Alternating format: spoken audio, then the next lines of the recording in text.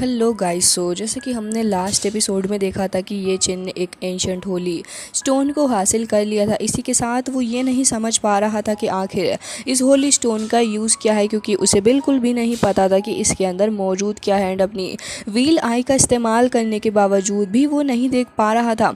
जिसके साथ ही उसने लोंग से भी पूछा था कि ड्रैगन लोंग प्लीज़ मुझे बता दीजिए कि आखिर ये स्टोन है किस काम का। तो फिर वो उसे देख के काफ़ी हैरान हो गए थे और कह रहे होते हैं कि आखिर तुम्हें ये मिला कहाँ से। ये तो एक बहुत ही ज़्यादा पावरफुल तरीके का स्टोन है एंड गॉड ने इसे बनाया है। ये गॉड का एक ट्रीजर है एंड इसके अंदर हेवन एंड अर्थ का एसेंस भी मौजूद है। सो गाइस, इसी के साथ इस एपिसोड की स्टार्ट होती है एंड हम देखते हैं कि वो फ़िलहाल बता रहे थे कि इसकी फाउंडेशन इतनी ज़्यादा स्ट्रॉन्ग है कि तुम अंदाज़ा भी नहीं लगा सकते। ये अपने आप में एक बहुत ही ज़्यादा powerful the Luo Shane stone है। तभी यहाँ पे ये चेन उसके पास में आ गया था एंड कह रहा था, तो क्या मुझे बताएंगे कि आखिर इसकी पावर को किस तरीके से यूज़ कर सकता हूँ, क्या मैं इसकी पावर को स्पिरिचुअल एनर्जी के अंदर कन्वर्ट कर सकता हूँ। तभी वो कह रहे होते हैं कि नॉनसेंस कहीं के, तुम्हें लगता है कि तुम्हें इसकी पावर को सिर्फ स्पिरिचुअल एनर्जी के अंदर कन्वर्ट करके यूज़ कर देना चाहिए, बल्कि इससे कुछ ऐसा क्रिएट करो जो कि तुम्हारे काम भी आए। तो फिर यहाँ पे ये चेन थोड़ा सोच में पड़ गया था कि उसे ऐसा क्या क्रिएट करना चाहिए जो कि आगे चल के भी उसके काफ़ी काम आ सकता है। और तभी हम देखते हैं कि यहाँ पे ड्रैगन लोंग भी उसे बता रहे थे कि इसके अंदर ढेर सारी नॉलेज मौजूद है। मुझे लग रहा है कि तुम्हें अपनी खुद की नॉलेज का इस्तेमाल करते हुए उसका इस्तेमाल करके तुम्हें कुछ ना कुछ तो इससे बनाना ही होगा जो कि तुम्हें हेवन का लॉ सिखा सके। ये बहुत ही ज़्यादा पावरफुल चीज़ है, इसका ढंग से इस्तेमाल करो, इस ट्रीजर को यूज़ करना सीखो। तभी ये चैन तुरंत ही अपनी सोर्ड को निकाल लेता है एंड हम देखते हैं कि आगे बढ़ रहा था एंड काफ़ी ज़्यादा शार्प अटैक वो उसके ऊपर कर देता है। लेकिन हम देखते हैं कि इसके बाद भी ये चैन बिल्कुल भी सेटिस्फाई नज़र नहीं आ रहा था, बल्कि वो तो ये सोच रहा होता है कि आखिर इसके साथ क्या करा जाए, क्योंकि इस स्टोन के ऊपर तो ज़रा बराबर फ़र्क नहीं पड़ता, भले ही ये चैन कुछ भी कर ले इस स्टोन के साथ। तभी हम देखते हैं कि ये चैन कह रहा होता है कि मुझे तो बिल्कुल नहीं समझ आ रहा कि आखिर किस तरीके से इसको ब्रेक करूं और इसका इस्तेमाल करूं। इसी के साथ वो तुरंत ही अपनी सोर्ड को समन करता है, फिर उसका इस्तेमाल करते हुए आगे बढ़ गया था। काफ़ी स्पीड से आगे बढ़ता है, स्टोन के ऊपर एक काफ़ी स्ट्रॉन्ग अटैक कर देता है। लेकिन फिर भी ज़्यादा कुछ खास फ़ायदा ये चेन को हुआ नहीं, बल्कि ये चेन खुद ही अपनी जगह पे वापस आके खड़ा हो गया था एंड स्टोन के ऊपर से कुछ भी फ़र्क नहीं पड़ रहा था। तो ये चेन अभी फ़िलहाल हताश होकर उस स्टोन को देखने लग गया था एंड कह रहा था कि मेरी नाइफ़ हद से ज़्यादा शार्प है, लेकिन फिर भी कुछ फ़ायदा ना हुआ। मुझे नहीं लगता कि इस स्टोन का कुछ कर पाऊँगा। तभी यहाँ पर ड्रैगन लोंग कह रहे होते हैं कि ये बस तुम्हारी गलत फहमी है कि तुम इसका कुछ नहीं कर पाओगे। मुझे लग रहा है कि तुम्हें इसका इस्तेमाल करते हुए एक एल्केमी फर्नेस क्रिएट करना चाहिए एंड इसको रिफाइन करने के लिए इस्तेमाल कर सकते हो, क्योंकि ये एक खास तरीके का स्टोन है। तभी ये चैन तो मना कर रहा था एंड कह रहा होता है कि बिल्कुल भी नहीं, मुझे नहीं लगता कि ये मेथड बिल्कुल भी वर्क करेगा एंड काफ़ी ज़्यादा अजीब सा मेथड है। ये सुनने के बाद यहाँ पर ड्रैगन लोंग को अपनी इंसल्ट लग रही थी, तो फिर वो गुस्से से कह रहे थे कि पागल हो चुके हो तुम, क्योंकि मैं तो तुम्हें बता रहा हूँ इतना अच्छा मेथड, इससे ज़्यादा पावरफुल मेथड और क्या ही होगा कि तुम इसे एक एल्केमी फर्नेस बनाने के लिए इस्तेमाल करो। लेकिन मुझे लगता है कि तुम मेरी नॉलेज को बहुत ही ज़्यादा अंडर एस्टिमेट कर रहे हो। तो फिर ये चेन भी सोच में पड़ जाता है कि हाँ, ड्रैगन लोंग बिल्कुल ही सही कह रहे हैं। इनके पास में जो नॉलेज है वो ये चेन के पास में तो कभी भी नहीं हो सकती, जिसके चलते वो यही कह रहा होता है कि ठीक है, अगर आप ऐसा कह रहे हैं तो फिर मैं रेडी हूँ इसको फर्नेस के अंदर कन्वर्ट करने के लिए एंड मुझे आपकी नॉलेज के ऊपर पूरा भरोसा है ड्रैगन लोंग।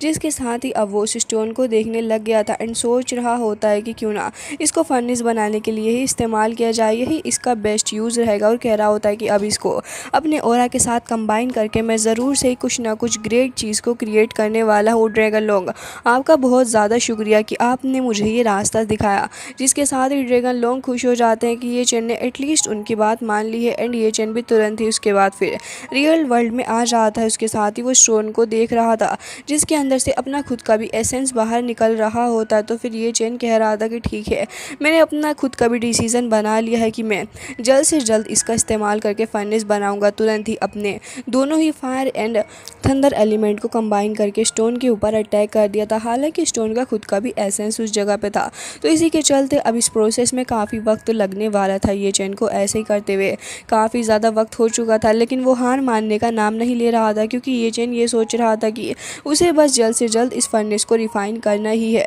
जिसके साथ ही हम देखते हैं कि फाइनली एक वक्त ऐसा आता है जब वो स्टोन काफ़ी ही सारी स्पिरिचुअल एनर्जी एंड काफ़ी प्योर एनर्जी उस जगह पे फैल चुकी होती है। तो फिर हमें देखने के लिए मिलता है कि फाइनली वो जो स्टोन था वो एक फर्नेस के अंदर बन चुका था। तो फिर ये चैन भी उसे देखने के बाद काफ़ी ज़्यादा खुश हो रहा था कि उसने इसको रिफाइन कर लिया है। अब ये चैन अब बाहर थोड़ा टहलने के लिए निकला था, क्योंकि काफ़ी थक चुका है वो इस फर्नेस को रिफाइन करने के चक्कर में। लेकिन तभी हम देखते हैं कि यहाँ पे ये चैन को रियलाइज़ होता है कि यान हुआंग से भी कोई आ रहा है। तुरंत ही उसके ऊपर एक फायर अटैक आने लग गया था।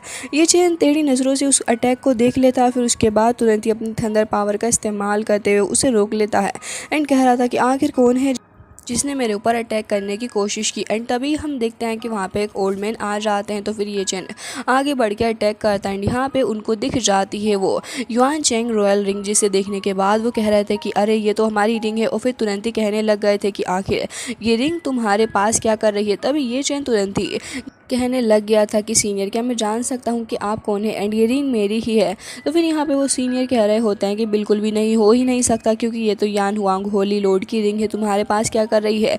लाओ हमारे होली लॉर्ड की रिंग हमें वापस कर दो, नहीं तो तुम्हारे लिए बहुत ही ज़्यादा खतरा है। तो फिर ये चैन कह रहा होता है कि सीनियर, मैं आपसे प्यार से बात करने की कोशिश कर रहा हूँ, लेकिन आप तो कुछ ज़्यादा ही बदतमीज़ी पे उतर रहे हैं।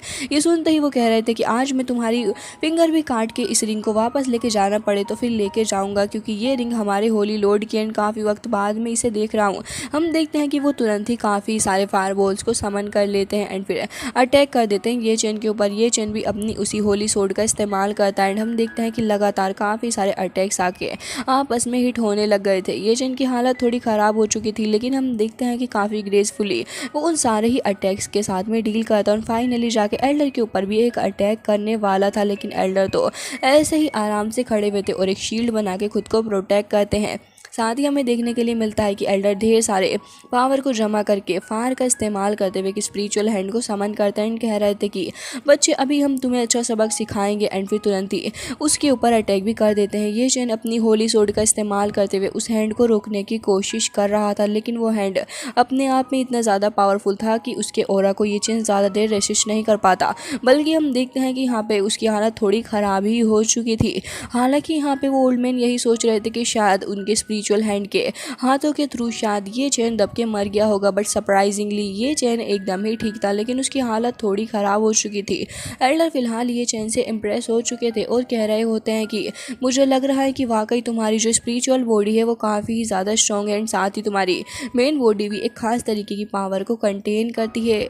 और मुझे ये देख के खुशी हो रही कि मैं अपने क्वासी हेवन रियल्म के ऊपर हूँ एंड तुम मुझसे काफ़ी ज़्यादा पीछे भी हो, लेकिन उस सब के बावजूद तुम मुझसे डील करने में कामयाब हो गए एंड काफ़ी अच्छे से मेरे सारे अटैक्स को रोका है तुमने। इसका मतलब यही है कि ये हुआंग चियान जेड रिंग तुमसे ही बिलोंग करती है एंड एक बार फिर से मैं तुमसे इस चीज़ की कंफर्मेशन चाहता हूँ एंड पूछ रहा हूँ कि बता दो क्या ये रिंग सच में तुम्हारी है या फिर तुम्हारी नहीं, तो फिर हमें हैंड ओवर करोगे या फिर नहीं। तभी ये चैन कह रहा था कि मैं बिल्कुल भी इसे आपको नहीं देने वाला हूँ, क्योंकि ये आपकी तो बिल्कुल भी नहीं है एंड अगर आपकी होती तो फिर ये रिंग भला मुझे क्यों ही खुद से एक्सेप्ट करती। एंड आपको तो पता ही है ना इस रिंग के बारे में कि ये खुद से ही अपने होने वाले मास्टर को चूज़ करती है, तो भला ज़बरदस्ती क्यों ही कर रहे हैं। ज़रा एक बार तो देखिए कि आखिर आपकी बात कितनी ज़्यादा गलत है। ये चैन की बात सुनने के बाद अब वो एल्डर कह रहे होते हैं कि वाकई में मैंने मान लिया तुम वाकई बहुत ही ज़्यादा स्ट्रॉन्ग हो, लेकिन तुम्हारे पास ये रिंग देखना मैं बिल्कुल भी बर्दाश्त नहीं कर सकता। एंड हम देखते हैं कि एल्डर तुरंत ही एक और फॉर्मेशन को समन करते हैं, जिसके अंदर से ढेर सारे फायर बॉल्स निकल के सर्किल की तरीके से आ रहे होते हैं ये चैन के पास अटैक करने के लिए।